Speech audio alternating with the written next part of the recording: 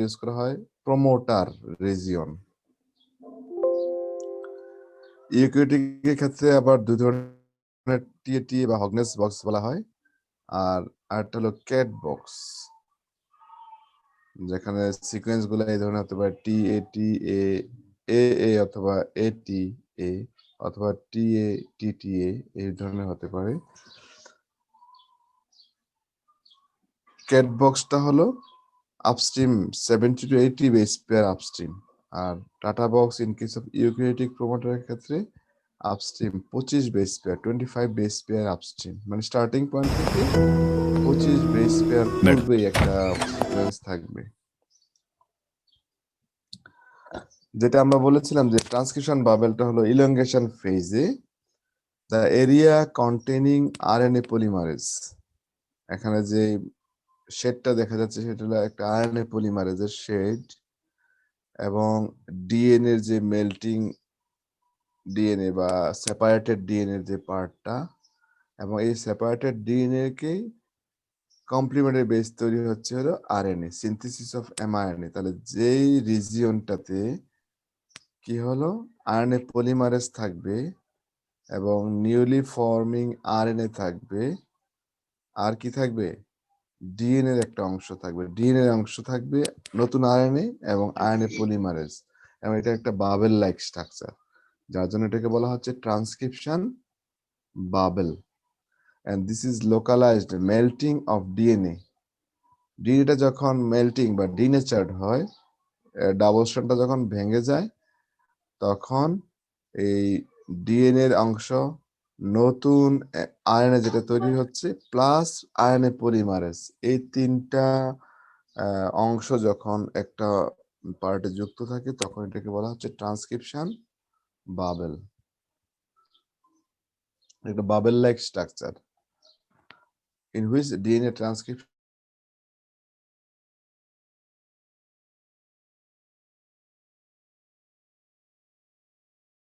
অকার হবে, ফাইনালি নতুন আরএনএ তৈরি হবে,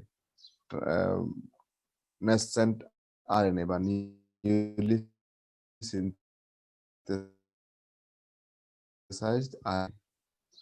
moves rapidly along the DNA template. এই ট্রান্সক্রিপশন বাবেলটা ডিএনএ এর উপরে মুভ করবে, এবং সেটা ইলংগেশন রেট যে 50 নিউক্লিওটাইড পার সেকেন্ড, প্রতি সেকেন্ডে 50টা নিউক্লিওটাইড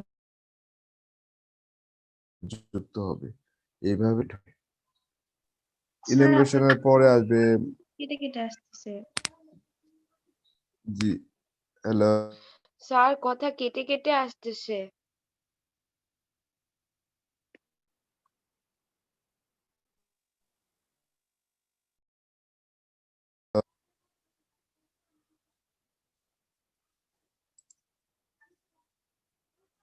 হ্যালো, স্যার এতক্ষণ কথা শোনা যায়নি স্যার।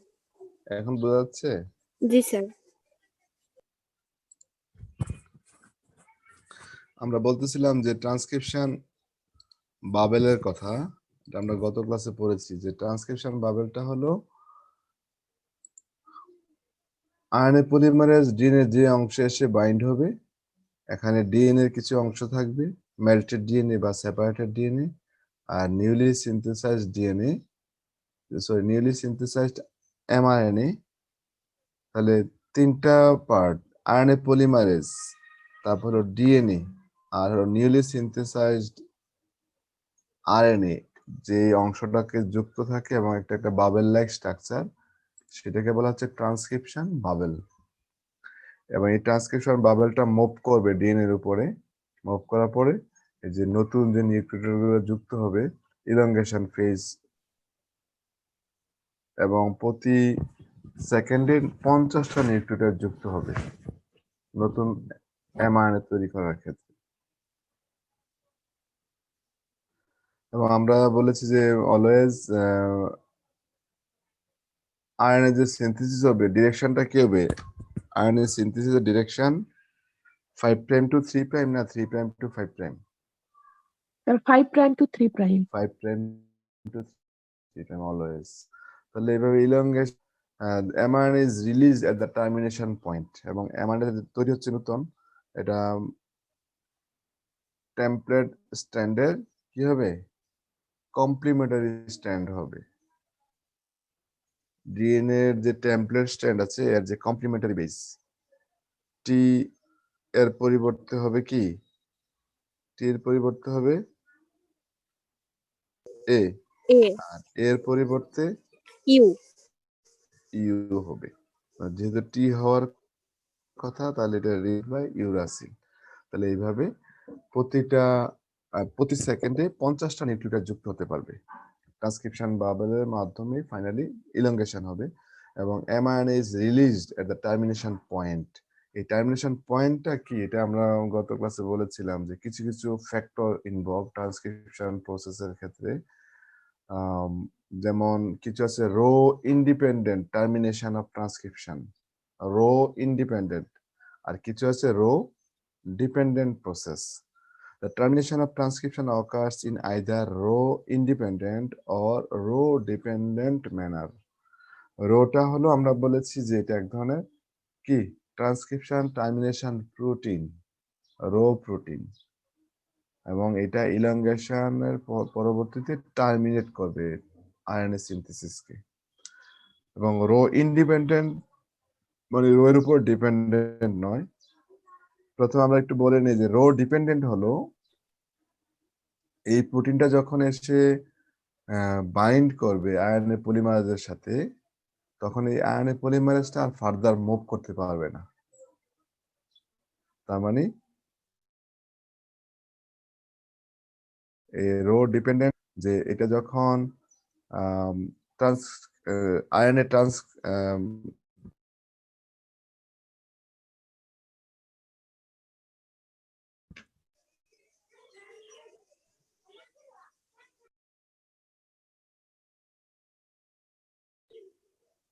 স্যার কথা শোনা যাচ্ছে না।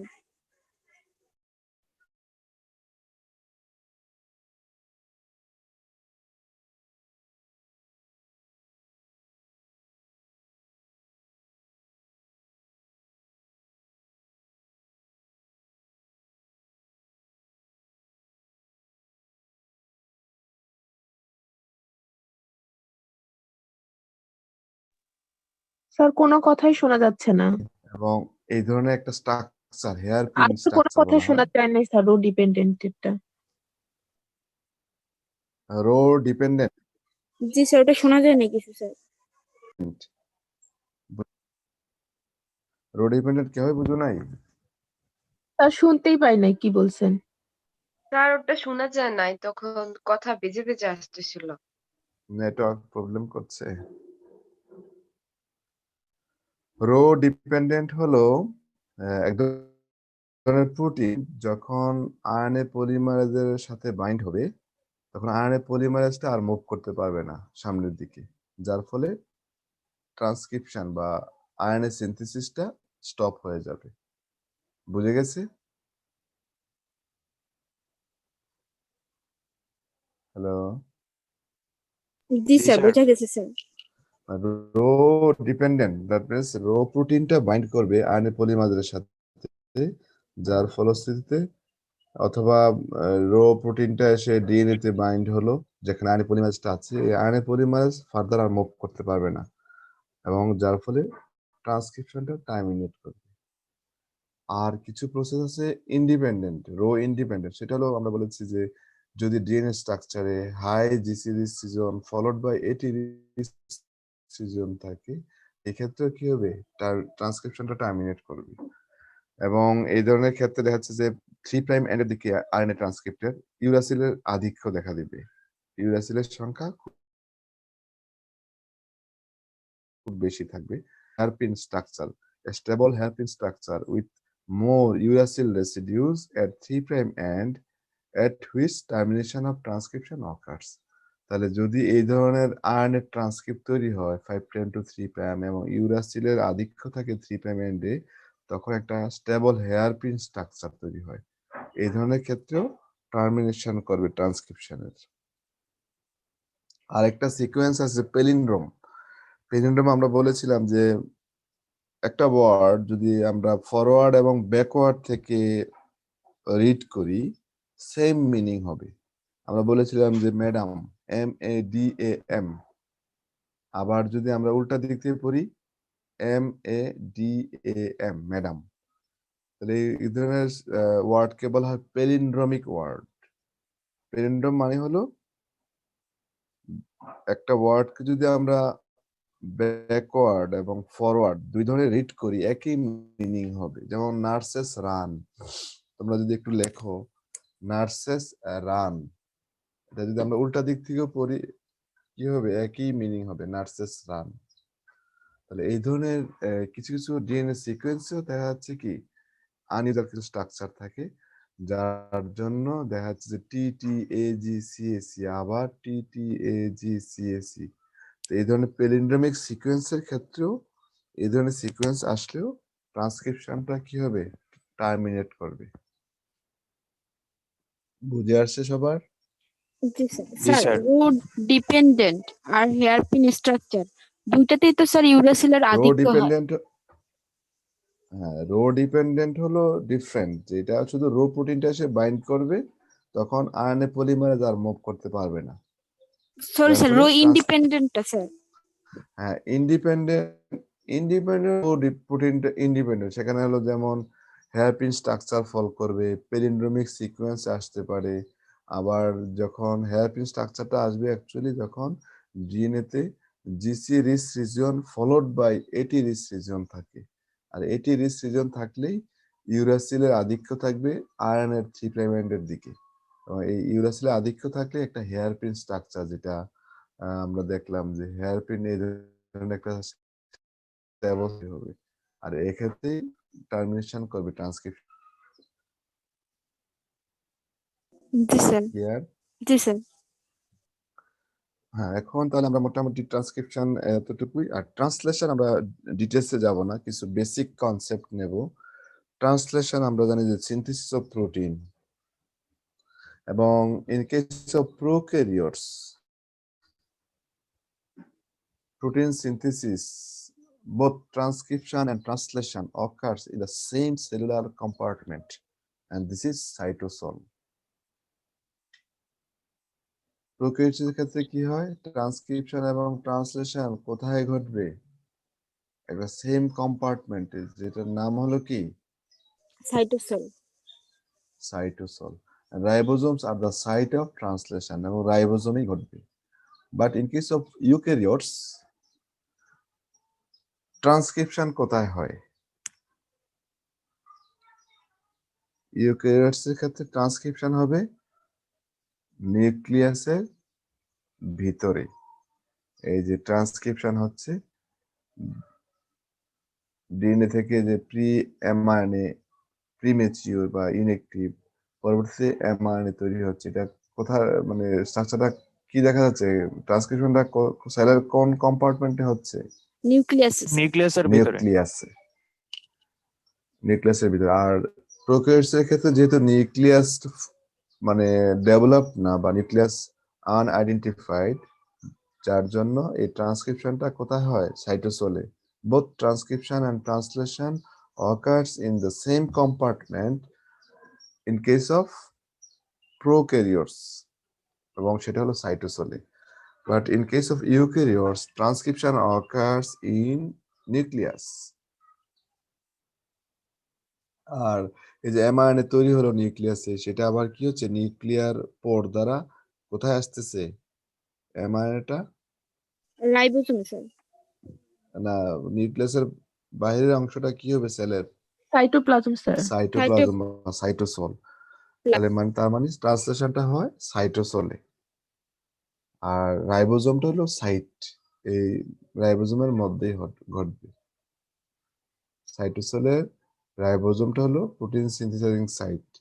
তার মানে এখানে যদি আমরা স্পেসিফিক ভাবে বলি, transcription and translation occurs in same compartment in case of কার ক্ষেত্রে, প্রোক্রিওট। prokaryotes.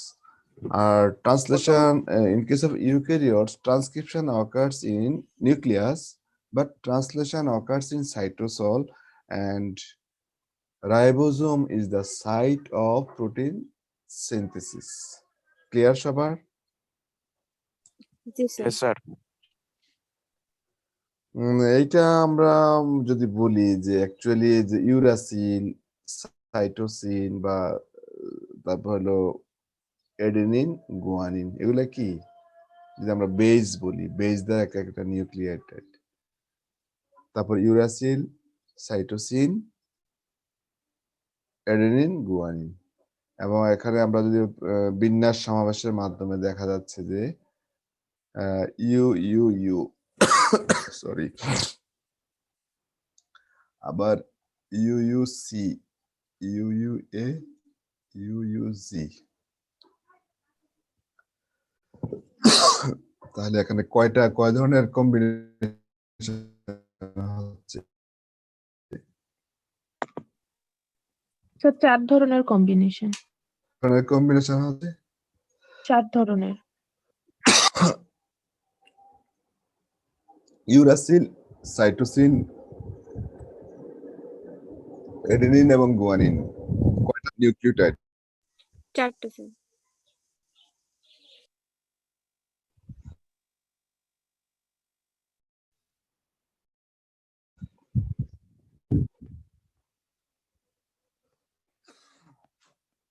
নিউক্লিওটাইড কয়টা? 4টা স্যার। 4টা। 4টা। যদি একটা নিউক্লিওটাইড একটা অ্যামাইনো অ্যাসিডকে নির্দেশ করে, তাহলে ম্যাক্সিমাম কয়টা অ্যামাইনো অ্যাসিডকে নির্দেশ করা যাবে?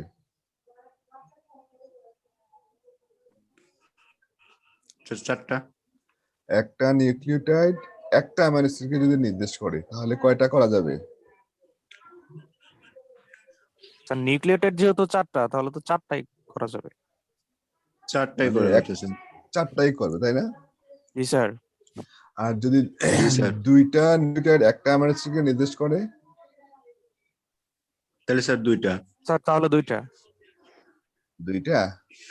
যেমন ইউজি, ইউসি, ইউএ, আবার CU, CA, CG, AU, AC, AG, GU, GC, GA. তাহলে কয়টা হবে বিন্যাস সমাবেশ যদি আমরা করি? 2 টু দি পাওয়ার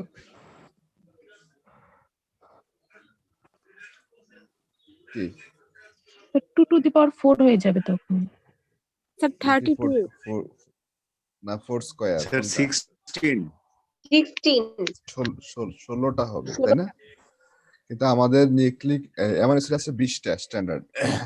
তার মানে প্রতি, ওই যে আমরা বলেছিলাম যে প্রতি 3টা নিউক্লিওটাইড পাশাপাশি যুক্ত হয়ে যদি একটা অ্যামাইনো অ্যাসিডকে ইন্ডিকেট করে, তখন আমরা এটাকে কি বলি? স্যার কোডন বলতেছি। কোডন। তার মানে তাহলে মোট কয়টা হবে? স্যার 64টা হচ্ছে। 2 টু দি পাওয়ার 4 ও নাকি? না জি স্যার 2 টু না, দি 4 পাওয়ার টু দি পাওয়ার 3 কোনটা? স্যার 4 টু দি পাওয়ার 4 হচ্ছে তো। 4 to the power 3, 4 to the power 3 sir. আর 4 টু দি পাওয়ার 1, তার মানে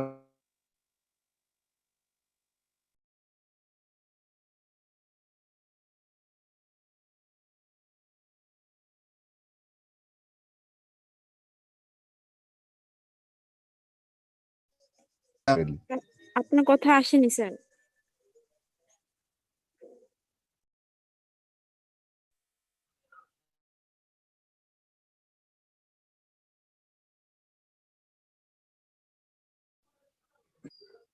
টু দি পাওয়ার 1, তাহলে 4টা হবে ম্যাক্সিমাম। আর যদি দুইটা নিউক্লিওটাইড মিলে একটা অ্যামাইনো অ্যাসিড হয় 4 স্কয়ার, তাহলে কয়টা হবে? 16টা। আর যদি 4 টু দি পাওয়ার 3, তার মানে 3টা নিউক্লিওটাইড একটা অ্যামাইনো অ্যাসিডকে নির্দেশ করে, তাহলে কোডন হবে 4 ইনটু 64। কথা বুঝে গেছে?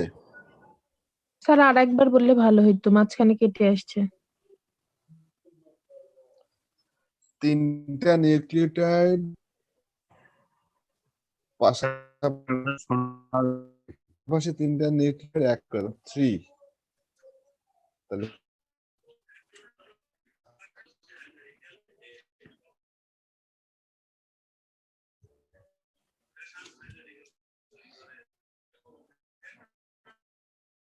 তারপরে এ ইউ জি একটা কোডন, অথবা স্যার আপনার ইউ কথা এ। এতক্ষণ শোনা যায়নি স্যার। খুব প্রবলেম করতেছে কানেকশন তাহলে। জি স্যার। কোহেশন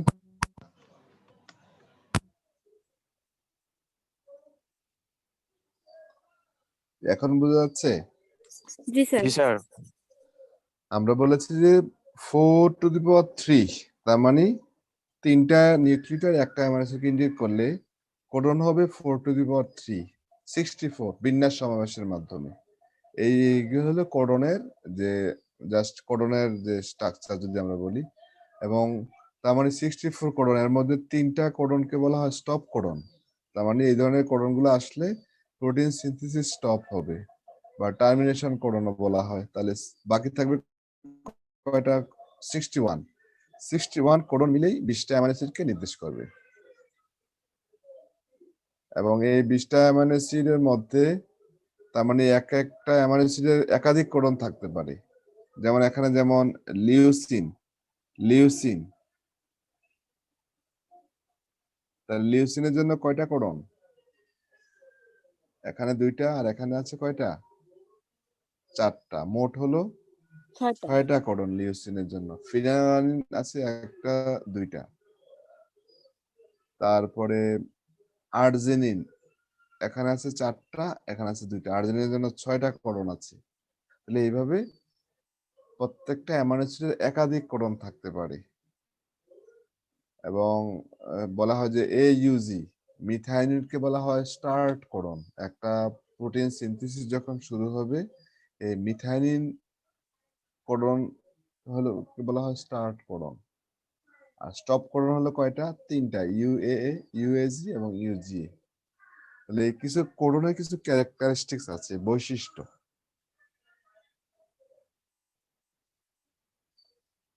যেমন দে আর universality, the same codon are used for same amino acid in the living organism। তার মানে যেই কোডনটা স্পেসিফিক অ্যামাইনো অ্যাসিডকে নির্দেশ করবে, এটা অন্য কোনো অ্যামাইনো অ্যাসিডের জন্য ব্যবহার করা যাবে না। Universal, the same codon are used for same amino acids। Specificity একই কথা, a particular codon always codes for the same amino acids। Non overlapping, আমরা যখন রিড করব, পড়বো, পাশাপাশি 3টা অ্যাডজাসেন্ট নিউক্লিওটাইডকে ইন্ডিকেট করব। যেমন এখানে UUU, CUU, AGCA, GGG।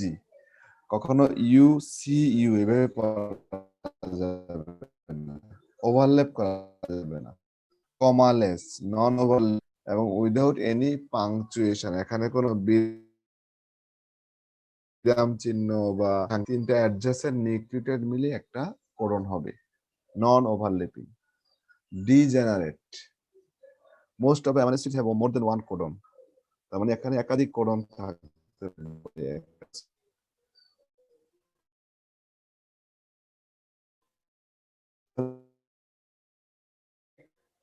Degenerate, এটা আমরা জাস্ট ওইটাই বলেছি যে there are 64 কোডনস। এখন আমরা যদি দেখি prerequisites for protein biosynthesis, protein বায়োসিনথেসিসের জন্য কি কি রিকোয়ার্ড লাগবে? তাহলে আর পলিপেপটাইড সিনথেসিস, অ্যামাইনো অ্যাসিড লাগবে, রাইবোজোম লাগবে, এবং রাইবোজোমে 2টা সাবইউনিট থাকে, large and small subunit. MRNA transcript লাগবে, এবং সেটা তৈরি হবে কার কাছ থেকে? ডিএনএ কাজ। এমআরএনএ ডিএনএ এর কাছ ট্রান্সক্রিপ্ট থেকে। ডিএনএ থেকে। এনার্জি লাগবে ফর প্রোটিন সিনথেসিস, এবং এটা এনার্জিটা হলো এটিপি অথবা জিটিপি হিসাবে আসবে। দেন টিআরএনএ লাগবে ট্রান্সফার করার জন্য, tRNA for carry appropriate amino acids. তাহলে these are the prerequisites বা requirements for protein biosynthesis। রাইবোজোমের প্রয়োজন, transcript, energy and finally tRNA লাগবে for carry appropriate amino acids.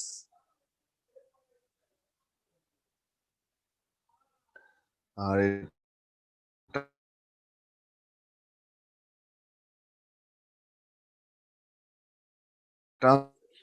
শোনা যায় না স্যার, কেটে কেটে আসছে স্যার।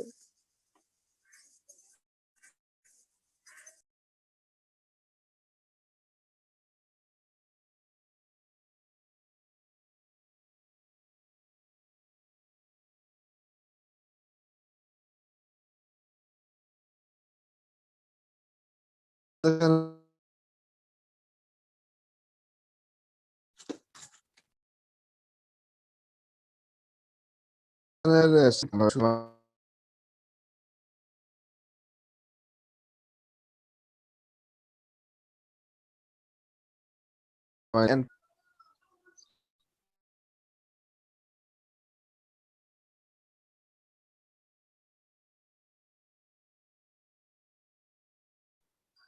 holding কি কথা বোঝা যাচ্ছে না? সেটা তো স্যার শোনা যায়নি স্যার এই স্যার ট্রান্সলেশন গত 2 শুরু করার মিনিট পর। কিছু বোঝা যায়নি না স্যার। আচ্ছা তাহলে আমরা এই স্লাইডে কিছুই বোঝা যায়নি স্যার। হ্যাঁ স্লাইড দেখা যাচ্ছে। জি স্যার, এখন বোঝাও যাচ্ছে স্যার। হ্যাঁ যেমন ট্রান্সলেশনের মেইনলি 5 স্টেজ বা ফেজ বলা হয়।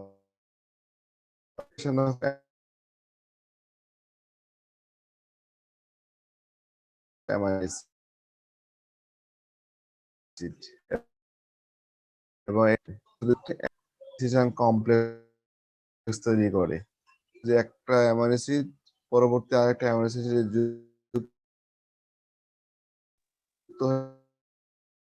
হয়ে পেপটাইড তৈরি। অ্যামাইনের কোড ওয়ার্ড টপ এই প্রোটিন সিনথেসিস টার্মিনেট করে। আমরা একটা ভিডিও ক্লিপ দেখবো folding and post translational processing. Actually যে প্রোটিনগুলো তৈরি হয় ইনিশিয়ালি দে আর ইনএক্টিভ থাকে এবং কিছু মডিফাই হয়ে অ্যাক্টিভ হয়।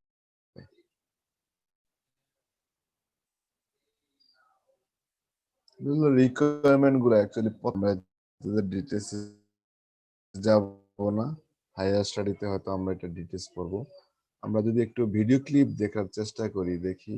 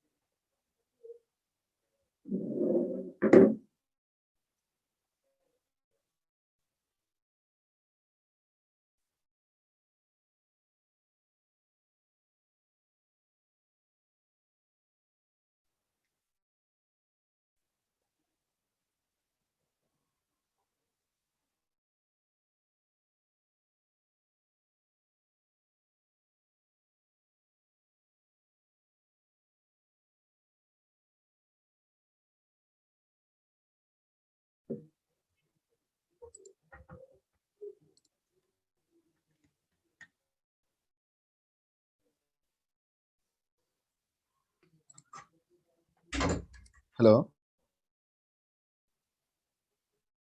জি জি স্যার। স্যার। ভিডিও ক্লিপ আছে? জি স্যার দেখা যাচ্ছে। ভিডিওটা আছে, আগে একটু দেখো তোমরা।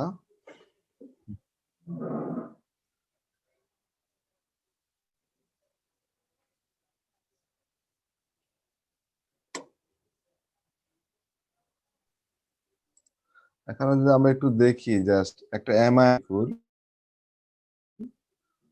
আর এখানে আছে কি এটা কিসের স্ট্রাকচার? এই স্ট্রাকচারটা টি আয়নের একটা স্ট্রাকচার এবং এখানে থ্যানিন। এই যে আমরা বলেছিলাম যে অ্যাক্টিভেশন টি আয়নের প্রবাবলি স্ট্রাকচার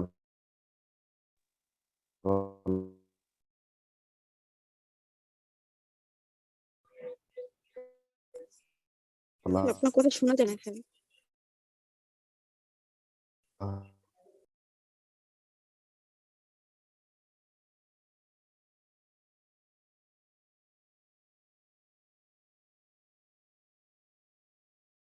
হয় না? স্যার আপনার কথা বোঝা যাচ্ছে না, শোনাও যাচ্ছে না। এখন কথা কেটে শুনতেছো? কেটে আসছে। এখন শোনা জি যাচ্ছে? স্যার। আমি বলেছিলাম যে এটা হ্যাঁ হলো স্যার, এখন শোনা যাচ্ছে। একটা মেসেঞ্জার আরএনএ। টিএনএ তে থাকে অ্যান্টিকোডন ইউএসসি, এটা অ্যান্টিকোডনের বেস সিকোয়েন্স এবং টিআরএনএ এর মাধ্যমে যেমন মিথাইনিন, এটা হলো ইনিশিয়েশন অ্যামাইনো অ্যাসিড, প্রথম অ্যামাইনো অ্যাসিড। এটা হলো রাইবোজোমের দুইটা সাবইউনিট, হলো 50S আর হলো 30S। IF1 এবং IF3 কে বলা হচ্ছে ইনিশিয়েশন ফ্যাক্টর 1 এবং 3।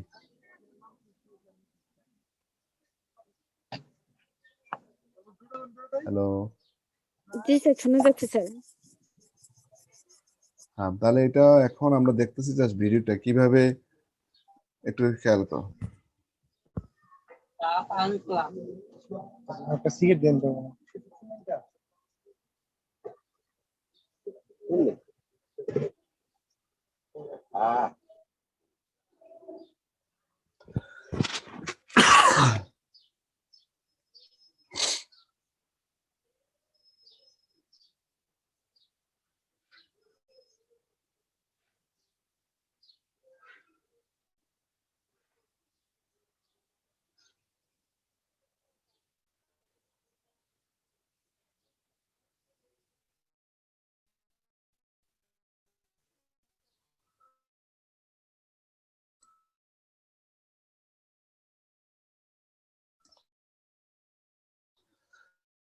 দেখো যে থার্টো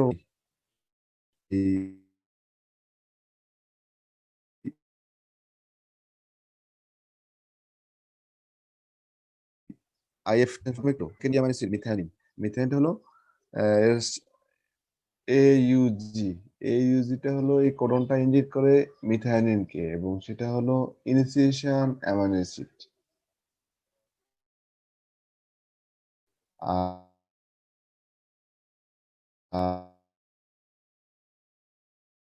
আর এটা যে ইনক্রিজ করছে, হ্যালো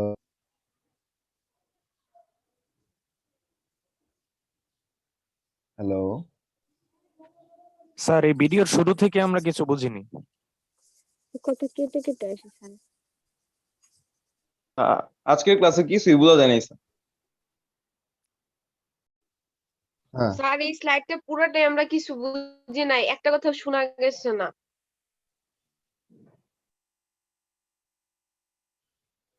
কেউই শোনো নাই? না স্যার, প্রথমে স্যার যখন শুরু করছেন তারপর আর শোনাই যায়নি। স্যার টপিকটা এমনিতেই কমপ্লেক্স, তার উপরে কিছুই শোনা যায়নি আর কি, যার জি জন্য হচ্ছে স্যার। আমাদের বুঝতে সমস্যা হচ্ছে। স্যার আজকের ক্লাসটা No, আরেকদিন নিলে ভালো হতো স্যার, আজকে নেট স্যার, অনেক জি প্রবলেম স্যার। করতেছে। জি স্যার। স্যার রিপিট হলে একটু ভালো হতো স্যার, সময় তো স্যার আছে। স্যার আমরা কেউই কিছু বুঝি নাই।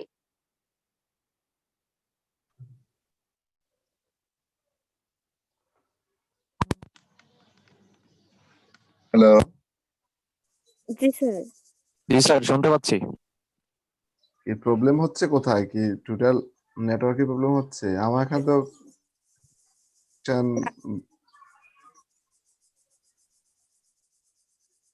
আপনার কথাই শোনা যায় না।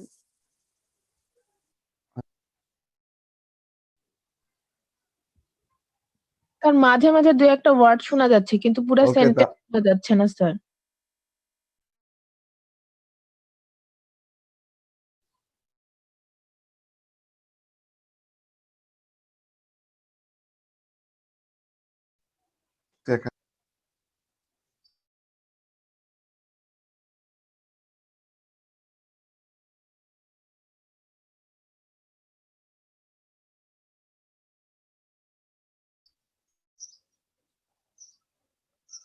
আচ্ছা, যদি বোঝা না যায় তাহলে এটা আমরা সামনের ক্লাসে কন্টিনিউ করব। আজকে তাহলে আমরা এখানে শেষ। জি স্যার।